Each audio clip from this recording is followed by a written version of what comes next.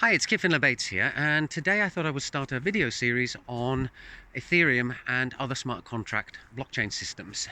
And this video series is inspired by a message and a diagram that I got from Guilherme Maia a couple of days ago.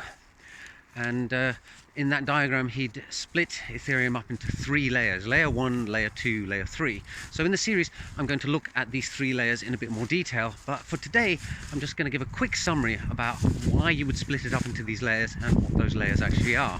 So traditionally, therefore, we look at layer 1 as the blockchain layer. That's the layer that allows a group of different people or different nodes to come to a common view of the truth, a common consensus as to the state of data at any given time. And blockchain was first introduced with Bitcoin, where it was used for the transmission of value in the form of Bitcoin. In Ethereum, the blockchain layer is used for two purposes. It's used for the transmission of value in the form of Ether, the native cryptocurrency of the Ethereum system, and it's used for the transmission of data. And then there's one final interesting fact there, which is that in computer science, data can be facts and figures, or it can be code, i.e.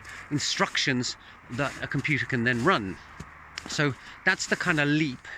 Bitcoin does have a sort of very simple scripting system that is purely used in order to allow for different kinds of transactions involving the transfer of value, i.e. bitcoins.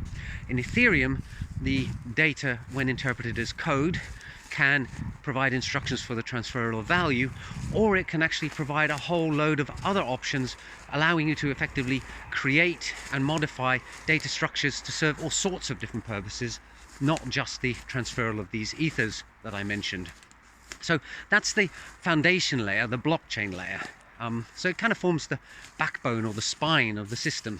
And in tomorrow's video, I'll talk about layer 2, which is described variously by people as being the programming layer or the solidity layer, but I think there's a bit more to it than that. So look out for video number 2 shortly. Bye for now.